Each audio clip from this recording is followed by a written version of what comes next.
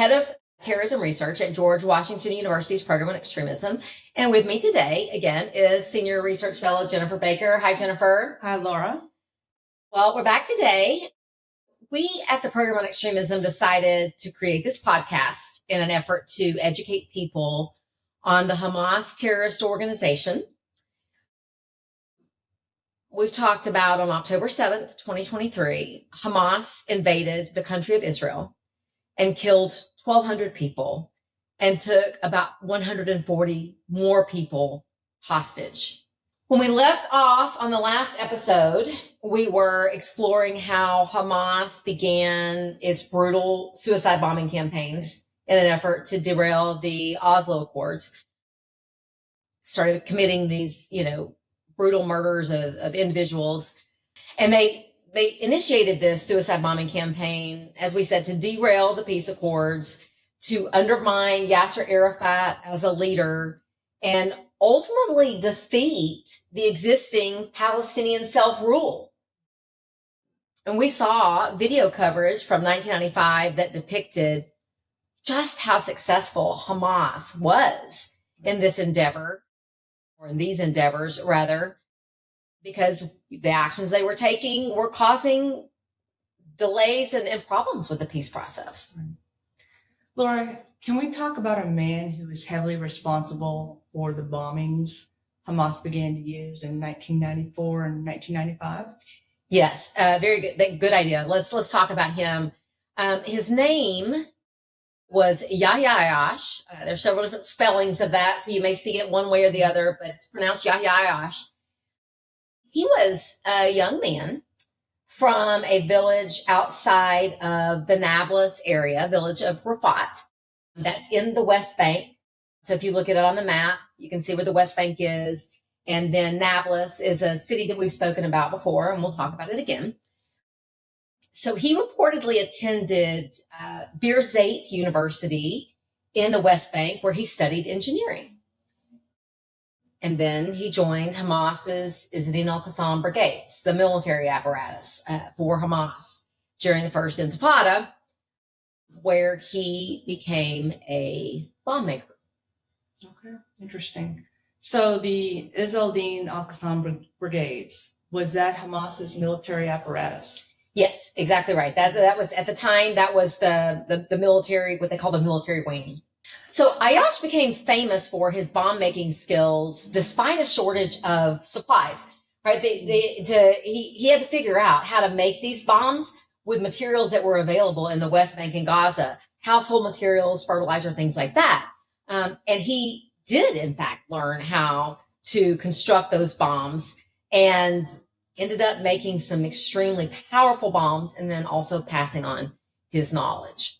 Oh, and of note, he reportedly made bombs not just for Hamas, but also the terrorist organization Palestinian Islamic Jihad, who, on October 7th worked with Hamas on the terror attack, but historically have worked with Hamas over decades in attacks against Israel. And thank you for explaining that. So the bombings that we've discussed in 1994 and 95, the ones that we saw in the last couple episodes, they were mostly attributed to him. And he was praised for the killings of Jews by members of these terror organizations. Yes, he was.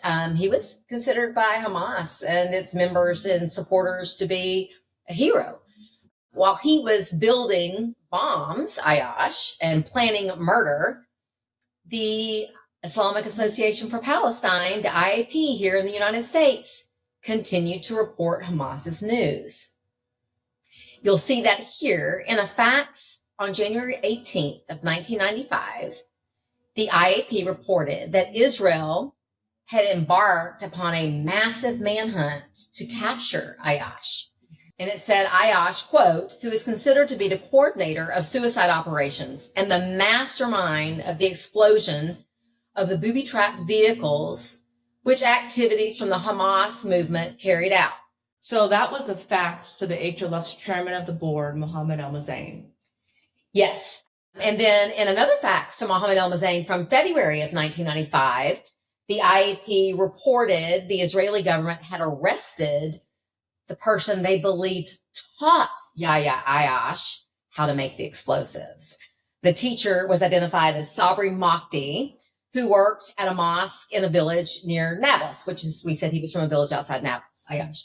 The Israeli government reportedly pursued Ayyash, but during 1995, he managed to evade capture.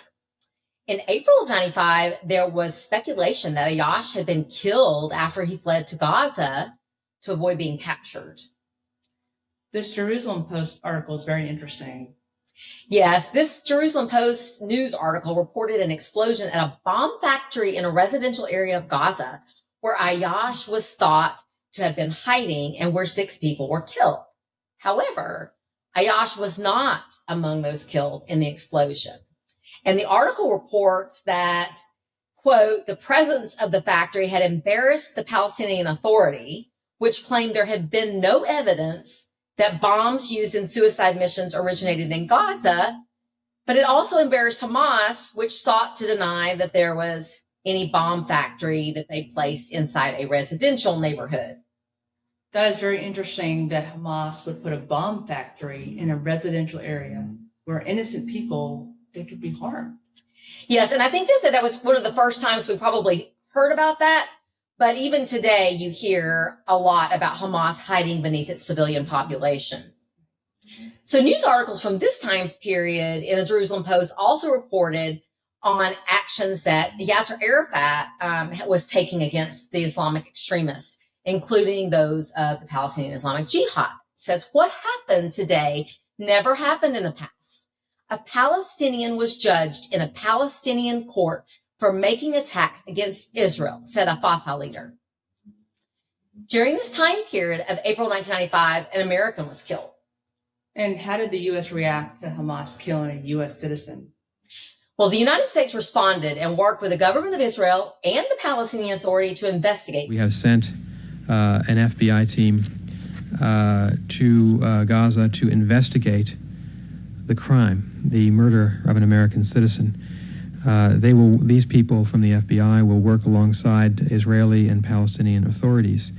The justification for this and the rationale, of course, is that there is a statute on the books, a so-called long-arm statute, since 1986 that allows the United States, and indeed asks the United States to investigate crimes against American citizens and allows us to prosecute people in the United States courts.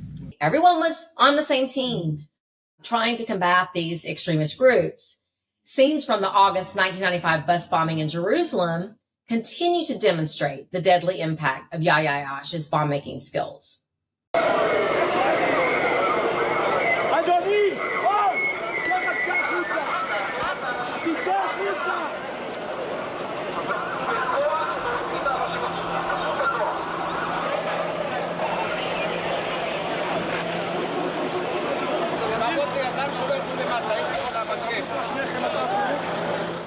A search warrant of the HLF offices, and we'll discuss the actual execution of the search warrants later when we get to that appropriate time period, but it produced many things, including an audio tape with chants and songs.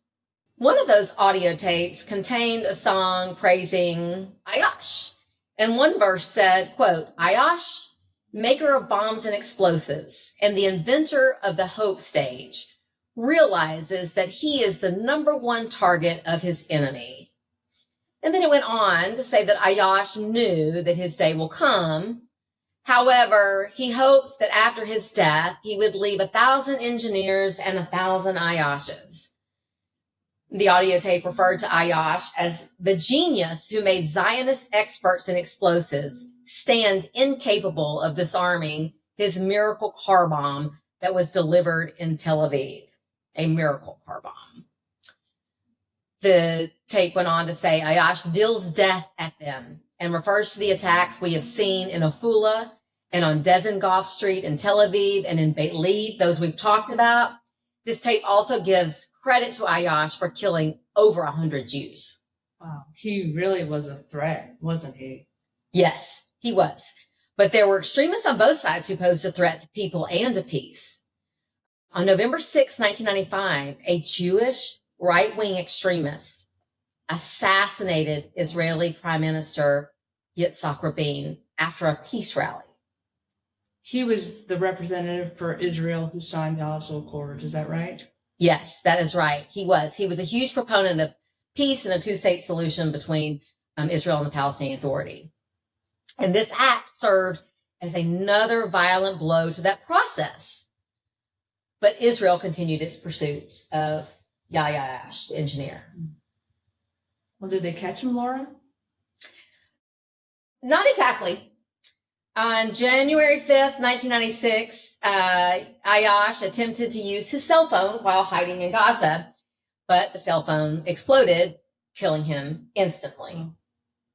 Reports indicate that the Israeli Shin Bet was responsible for the assassination. What happened as a result of his death? Well, he was revered by Hamas and Palestinian Islamic Jihad and other violent factions in the Palestinian territories. So his death resulted in his martyrdom. Thousands of people came out in droves to worship him at his funeral.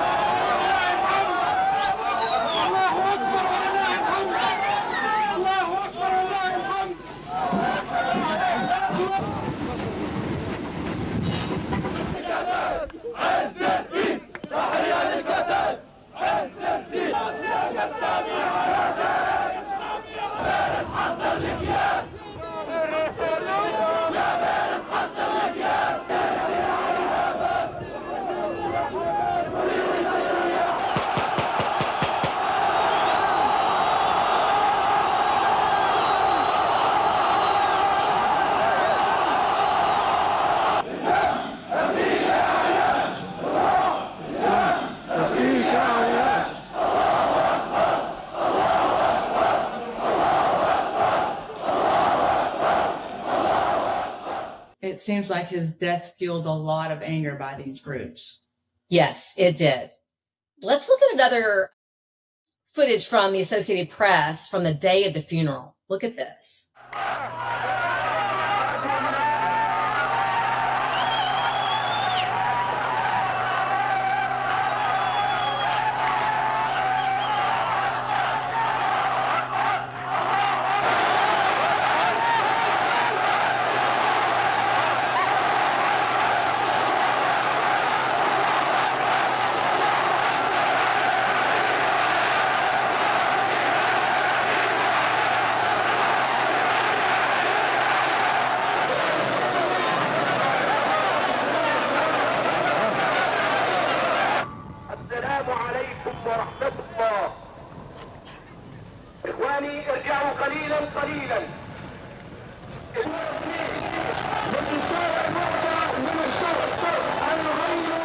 This looks like a massive amount of support for the bomb maker. Wow. Yes, and on that audio tape from the HLF we were talking about just a few minutes ago, the speaker discusses Ayyash's martyrdom, and he is praised as a hero.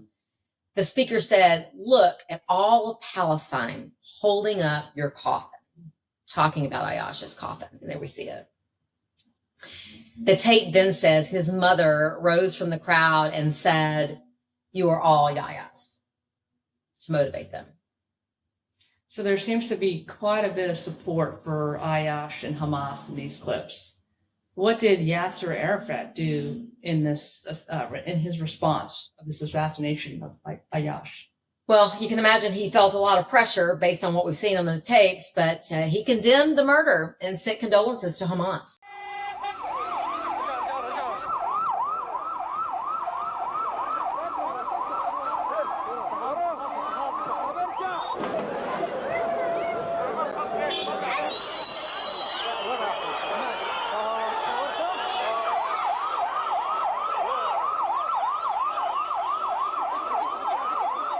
So this placed yet another roadblock in the progression of the Oslo Accords path to peace. Yes, fractures were occurring at this point between Israel and the Palestinian Authority, just as Hamas wanted and just as Hamas planned. So Ayyash was considered a martyr and a hero for Hamas. Yes, and not incoincidentally, the Holy Land Foundation here in the United States provided support to his family after his death. I see. So it's just like they planned to support the martyrs' families to help Hamas win the hearts and minds of people and reward those Hamas members who acted in furtherance of their agenda. Did the bombing stop after his death? Unfortunately not. He had managed to spread his knowledge to others on bomb making. So the wave of brutal bombings continued, and Hamas used his martyrdom to recruit others. Like, look at this great hero. Don't you want to be revered just like he was? It's a great recruitment messaging.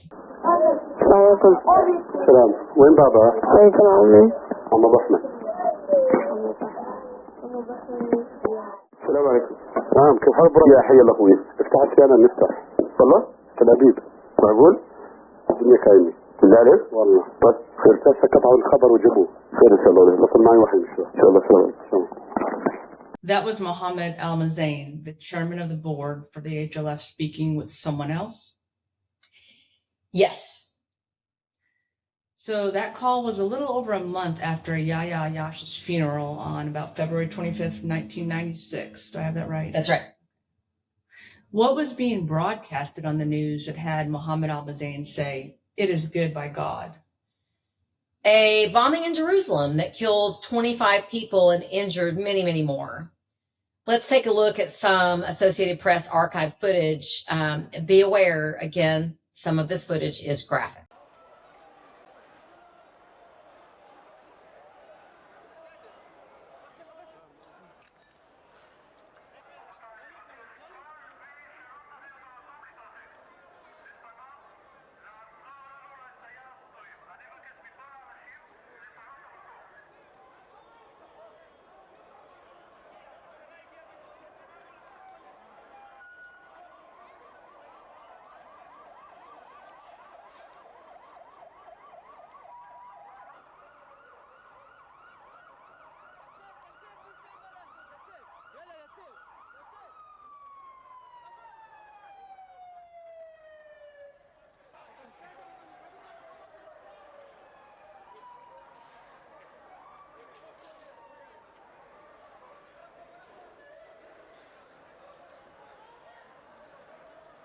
Wow, there are so many bodies of victims. That looks like an extremely powerful bomb. And the chairman of the board of the HLF, a charitable organization, said that that was good. Yes. They thought that was a good thing. Wow. Hamas was very proud of this attack. So the death of Ayyash just fueled Hamas's flame. Yes. And Hamas did not stop there. On March 4th of 1996, a suicide bomber in Tel Aviv, again thriving tourist hub, killed 20 people, including 2 U.S. citizens, along with little children celebrating a Jewish holiday. Hamas and the Palestinian Islamic Jihad both proudly claimed responsibility for that.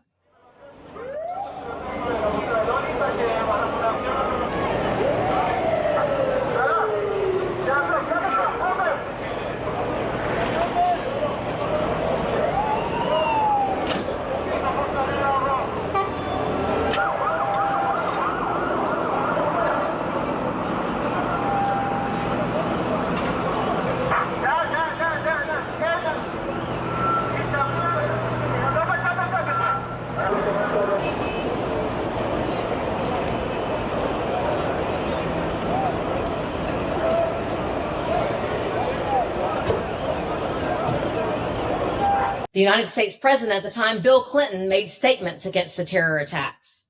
And he made statements about his commitment to peace in the region.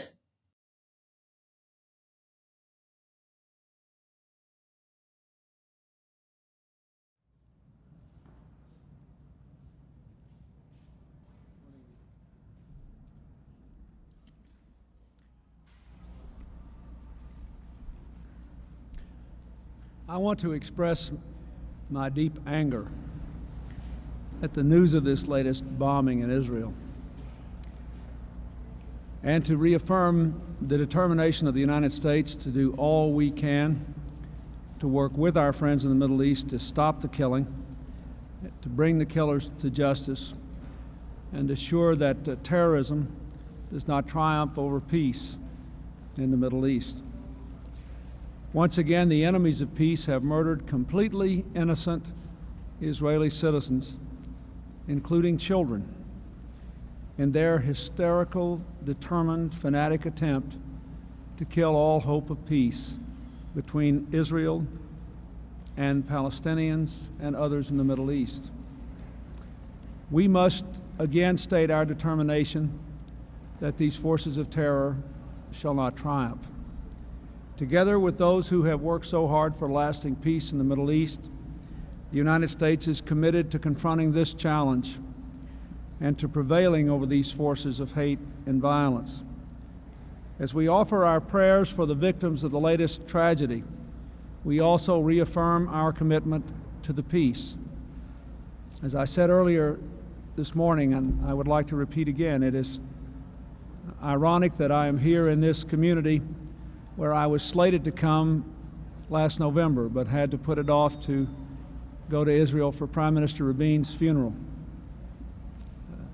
The forces which led to his killing, as much as they claim to hate, the forces that have been behind these latest rounds of bombing of innocent Israeli citizens have one thing in common.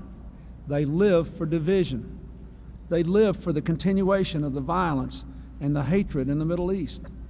They are even willing, as we see today, to kill themselves, members of their own groups, just to keep people living on hatred and division. We must not give in to that. I just can't imagine what it must have been like for people just going about their day, shopping, and then getting blown up and killed by bombers. And that was happening pretty frequently then? Yes. I mean, it was happening very frequently in all of these, civilian areas. And this is what Shukri Abu Bakr and Mohammed El-Mazain of the Holy Land Foundation had to say about it. Look at this. Shukri said, "So you must be hearing the news." And El-Mazain said, "Ah, yes. This is God's destiny and it must happen." Then Shukri Abu Bakr fretted over the fear that the Israeli government would close the Holy Land Foundation's office in Jerusalem. Why? Because he knew that the Israeli government would probably understand that they were connected. So they were feeling the pressure as a side effect from all this violence and death. Yes, and the U.S. government was considering additional legislation to prohibit the funding of Hamas. And the HLF leaders were very closely watching this legislation. When they were talking, Shukri Abu Bakr said, "Do you have a version of the terrorism bill, the new one, the one which was modified?" And Ghassan al-Ashi said, "No, why?" And Shukri Abu Bakr says, "Well, it looks like they're going to pass it on Friday." They continue their discussion, and Shukri laments that the provision of charitable organizations is still there, and goes on to say, "They said the charitable organizations which are linked to terrorism," using that exact term, the ones which are linked to. Shukri Abu Bakr and Ghassan al-Ashi of the HLF worried that the proposed terrorism bill contained the provision about charitable organizations linked to terrorism. So what was the new provision that was passed? Well, it wasn't passed just yet. It was in the process. So they didn't pass right at this time. But remember that Hamas itself had already been designated as a specially designated terrorist, as had Marzouk in 1995. Well, at this time, Marzouk was still in federal custody, pending extradition proceedings that we talked about previously. So in 1996, he's still in custody. He had not been deported yet.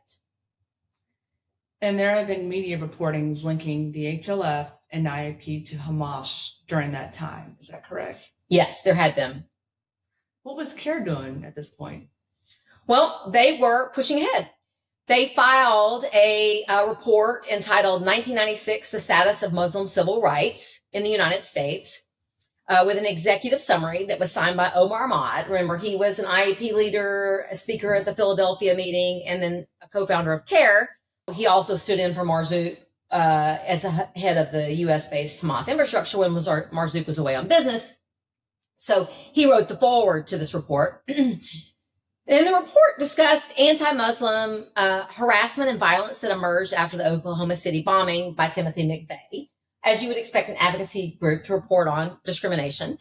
Although McVeigh had nothing to do with Hamas or the HLF or IAP or Muslims in general, The report stated that Muslims had experienced discrimination and intolerance as a result of that event.